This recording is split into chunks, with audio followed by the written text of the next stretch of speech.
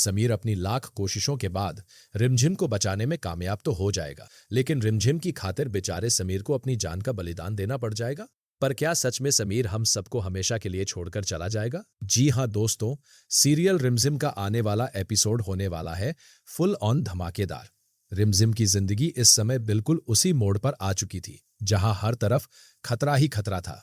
उसे और दिया को किडनैप करके एक सुनसान गोदाम में बंद कर दिया गया था। इस पूरी साजिश के पीछे थी चालाक और खतरनाक कविता। कविता की नजर काफी समय से रिमझिम पर थी और वह किसी भी कीमत पर उसे समीर से दूर करना चाहती थी। उधर समीर को गंगौर माता के मंदिर से एक ऐसा सुराग मिल चुका था जिससे उसे पता चल गया कि रिमझिम कहाँ कैद है। रिमझिम ने मंदिर में जो प्रसाद भेजा था वही समीर के लिए उम्मीद की किरण बन गया। समीर समझ चुका था कि रिमझिम उसे इशारा दे रही है, लेकिन समस्या यह थी कि कविता भी बहुत होशियार थी। उसे भी अंदाजा हो गया था कि समीर जल्द ही वहां पहुंच सकता है, इसलिए उसने पहले ही अपने गुंडों को तैयार कर रखा था। गोदाम के अंदर रिमझिम की हालत बेहद खराब थी।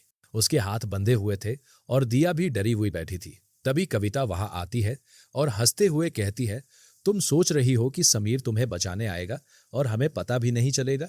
ऐसा कभी नहीं होगा। रिमझिम उसकी आंखों में आंखें डालकर देखती है, लेकिन कुछ बोल नहीं पाती। कविता आगे कहती है, समीर यहां आने से पहले ही मैं तुम्हें शेख के हवाले कर दूंगी। फिर तुम हमेशा के लिए उसकी दुनिया का हिस्सा बन जाओगी और समीर की जिंदगी से हमेशा के लिए दूर हो जाओगी।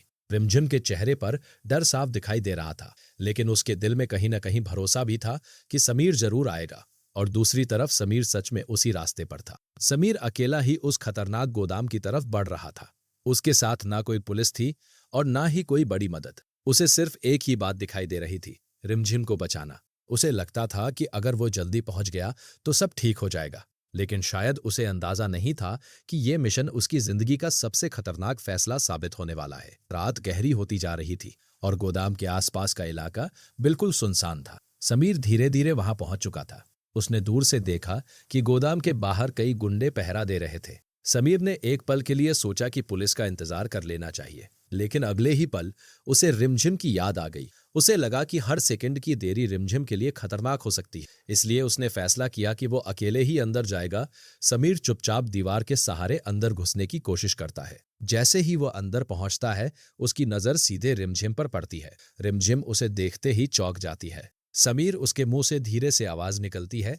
समीर तुरंत इशारे से उसे चुप रहने को कहता है। वह धीरे धीरे रस्सी खोलने की कोशिश करता है, लेकिन तभी अचानक तेज रोशनी जल उठती है और साथ ही चारों तरफ से गुंडे समीर को घेर लेते हैं। कविता दूर खड़ी मुस्कुरा रही थी। वह ताली बजाते हुए कहती है, वाह समीर, मुझे पता था तुम जरूर आओगे। समीर गुस्से से उसकी तरफ देखता है। रिमझिम को छोड़ दो कविता, वरना अच्छा नहीं होगा। कविता हंसते हुए जवाब देती है, अच्छा नहीं होगा? यहां तुम्हारे साथ क्या होने वाला है इसका अंदाजा भी है तुम्हें? इतना कहते ही गुंडे समीर पर टूट पड़ते हैं, लेकिन समीर भी हार मानने वालों में से नहीं था। वो एक एक करके गुंडों से भिड़ने लगता है। उसकी हर चोट में गुस्सा और प्यार दोनों झलक रहे थे। कुछ ही मिनटों में समीर कई गुंडों को जमीन पर गिरा देता है। रिमझिम की आंखों में उम्मीद की चमक लौट आती है। उसे लगता है कि अब सब ठीक हो जाए, लेकिन कविता अभी भी शांत खड़ी थी, क्योंकि उसे पता था कि असली खेल अभी बाकी है। समीर ने जैसे ही आखिरी गुंडे को भी जमीन पर गिराया, वह तुरंत रिमझिम की तरफ बढ़ा। रिमझिम की आंखों में खुशी और राहत साफ दिखाई दे रही थी। मुझे पता था तुम आओगे। रिमझिम की आंखों से आंसू निकल पड़े। समीर जल्दी से उसकी रस्सी खोलने लगता है, लेकिन तभी पीछे से किसी ने समीर को पकड़ लिया। वह वही आदमी था जो मंदिर से प्रसाद लेकर आया था। उसने अचानक पीछे से समीर को जकड़ लिया। समीर पूरी ताकत से खुद को छुड़ाने की कोशिश करता है। कुछ ही सेकंड में वह उस आदमी को धक्का देकर गिरा देता है। अब समीर फिर से रिमझिम की तरफ बढ़ता है, लेकिन इस बार कविता ने मौका नहीं गंवाया। जैसे ही समीर रिमझिम के पास पहुंचने वाला था, कविता पीछे से दौड़ती हुई आई और उसने समीर के पेट में खंजर घोंप दिया। सब कुछ एक पल में हो गया। समीर की आंखें फैल गईं और वह दर्द से कराहते हुए जमीन पर गिर पड़ा। रिमझिम की चीख पूरे गोदाम में गूंज उठी। समीर, रिमझिम के पैरों तले जमीन खिसक चुकी थी। उसे विश्वास ही नहीं हो रहा था कि उसके सामने ये सब हो रहा है। समीर जमीन पर पड़ा हुआ था और उसके घाव से लगातार खून बह रहा था। कविता हंस रही थी, लेकिन तभी दूर से पुलिस के सायरन की आवाज सुनाई देने लगी। दरअसल समीर ने आने से पहले ही पुलिस को लोकेशन भेज दी थी। कविता ये देखकर घबरा गई और तुरंत वहां से भागने लगी, लेकिन समीर की हालत तेजी से बिगड़ रही थी। रिमझिम तुरंत एम्बुलेंस को फोन करती है और किसी तरह समीर को अस्पताल के दरवाजे पर टिक चुकी थी, क्योंकि समीर की जिंदगी और मौत के बीच सिर्फ कुछ मिनटों का फासला रह गया था। अस्पताल के बाहर माहौल बेहद तनावपूर्ण था। डॉक्टरों की टीम समीर को तुरंत ऑपरेशन थिएटर में ले गई। रिमझिम बाहर बैठी रो रही थी। उसकी आंखों के सामने बार बार वही दृश्य आ रहा था जब कविता ने समीर पर हमला किया था। कुछ देर बाद डॉक्टर बाहर आए। उनके चेहरे के भाव अच्छे नहीं लग रहे थे। रिमझिम घबराते हुए उनके पास जाती है। डॉक्टर, मेरे समीर ठीक हो जाएंगे ना? डॉक्टर कुछ पल चुप रहते हैं, फिर धीरे से कहते हैं, हमने पूरी कोशिश की, लेकिन बहुत ज्यादा खून बह जाने की वजह से हम उन्हें बचा नहीं पाए। ये सुनते ही रिमझिम की दुनिया उजड़ जाती है। वह वहीं जमीन पर गिर जाती है। उसे विश्वास ही नहीं हो रहा था कि समीर अब इस दुनिया में नहीं है। जिस इंसान ने उसकी जान बचाने के लिए अपनी जिंदगी दांव पर लगा दी, वही इंसान आज हमेशा के लिए उससे दूर चला गया था। अस्पताल के उस ठंडे कॉरिडोर में सन्नाटा छा गया था। डॉक्टर की बात सुनते ही जैसे समय ही रुक गया था। रिमझिम की आंखों से आंसू रुकने का नाम ही नहीं ले रहे थे। जिस इंसान ने हमेशा उसका साथ दिया, जो हर मुश्किल में उसकी ढाल बनकर खड़ा रहा, वही समीर आज हमेशा के लिए उसे छोड़कर चला गया था। रिमझिम समीर के शव के पास बैठी थी और उसका हाथ पकड़े हुए लगातार रो रही थी। उसके दिल में सिर्फ एक ही सवाल घूम रहा था, आखिर उसकी जिंदगी में इतना बड़ा तूफान क्यों आया? इसी बीच वहां समीर का परिवार भी पहुंच गया। जैसे ही मोहिनी ने अपने बेटे को उस हालत में देखा, वह गुस्से से आग बबूला हो गई। मोहिनी ने सीधे रिमझिम की तरफ उंगली उठाते हुए कहा, यह सब तेरी वजह से हुआ है। अगर तू हमारे घर में नहीं आती तो आज मेरा बेटा जिंदा होता। रिमझिम के पास इस आरोप का कोई जवाब नहीं था। वह बस चुपचाप खड़ी रही, क्योंकि उसके दिल में दर्द इतना ज्यादा था कि शब्द ही खत्म हो चुके थे। तभी दिया आगे आती है।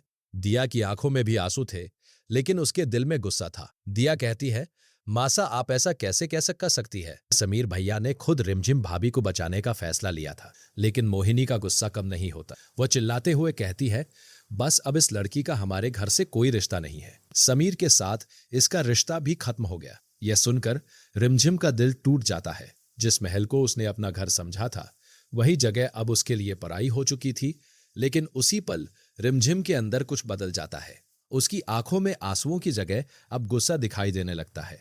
वो समीर के सामने खड़ी होकर धीरे से कहती है, मैं वादा करती हूं समीर, तुम्हारी मौत बेकार नहीं जाएगी। जिसने भी ये सब किया है उसे उसकी सजा जरूर मिलेगी। रिमझिम अब पहले वाली मासूम लड़की नहीं रही थी। अब उसके दिल में सिर्फ एक ही लक्ष्य था, समीर की मौत का बदला। और इस बदले का सबसे बड़ा जिम्मेदार था घना सिंह। घना सिंह वही आदमी था जिसने शुरू से ही रिमझिम की जिंदगी को नरक बनाने की कोशिश की थी। उसकी साजिशों की वजह से ही आज समीर इस दुनिया में नहीं था। लेकिन घना सिंह को शायद अंदाजा भी नहीं था कि उसने जिस लड़की को कमजोर समझा था, वही लड़की अब उसके लिए सबसे बड़ा खतरा बनने वाली है। रिमझिम अब एक नई लड़ाई के लिए तैयार हो चुकी थी, और इस बार ये लड़ाई सिर्फ अपने लिए नहीं, बल्कि समीर की याद के लिए थी। कुछ दिन बीत चुके थे। महल का माहौल पूरी तरह बदल चुका था। समीर की मौत के बाद हर किसी के चेहरे पर उदासी थी, लेकिन सबसे ज्यादा बदल चुकी थी रिमझिम। अब वो पहले की तरह रोती नहीं थी। अब उसकी आंखों में सिर्फ एक ही चीज दिखाई देती थी, बदला। रिमझिम धीरे धीरे घना सिंह की हर साजिश का सच पता लगाने लगी। उसे यह भी पता चल गया कि कविता सिर्फ एक मोहरा थी। असली खेल घना सिंह ही खेल रहा था। एक रात रिमझिम चुपचाप घना सिंह के गोदाम तक पहुंच जाती है। वहां उसने कुछ ऐसे सबूत देखे जिनसे साफ पता चलता था कि घना सिंह ने ही समीर को खत्म करने की पूरी योजना बनाई थी। रिमझिम गुस्से से कांप उठती है, लेकिन तभी कहानी में एक ऐसा मोड़ आता है जिसकी किसी ने कल्पना भी नहीं की थी। उसी रात शहर के एक गुप्त अस्पताल में एक डॉक्टर अपने केबिन में बैठा हुआ। उसके सामने एक फाइल खुली हुई थी। फाइल पर लिखा था, पेशेंट समीर सिंह। डॉक्टर धीरे से कहता है, चमत्कार ही कहेंगे। इतनी गंभीर हालत के बाद भी ये आदमी बच गया। असल में उस रात जब समीर को मृत घोषित किया गया था, उसके कुछ ही मिनट बाद उसकी धड़कन वापस चलने लगी थी। लेकिन उस समय अस्पताल में मौजूद एक सीक्रेट पुलिस टीम ने तुरंत फैसला लिया कि समीर को मरा हुआ घोषित ही रहने दिया जाए, क्योंकि अगर दुश्मनों को पता चल जाता कि समीर जिंदा है तो वे फिर से उस पर हमला कर सकते थे। इसलिए समीर को गुप्त रूप से दूसरे अस्पताल में शिफ्ट कर दिया गया। समीर अभी भी बेहोश था, लेकिन जिंदा था। उधर रिमझिम को इस सच्चाई के बारे में कुछ भी पता नहीं था। वह अब भी यही मान रही थी कि उसका समीर हमेशा के लिए चला गया है। लेकिन किस्मत की कहानी अभी खत्म नहीं हुई थी, क्योंकि जब समीर होश में आएगा और जब रिमझिम को यह सच्चाई पता चलेगी, तब उनकी जिंदगी में एक नया तूफान आने वाला था। और यही से शुरू होगा कहानी का अगला सबसे बड़ा अध्याय। अब सवाल यह है, क्या रिमझिम को सच पता चलेगा? क्या समीर वापस उसकी जिंदगी में आएगा? या फिर दुश्मन एक बार फिर दोनों को अलग करने की कोशिश करेंगे? कहानी अभी खत्म नहीं हुई है, असल ड्रामा तो अब शुरू हुआ है।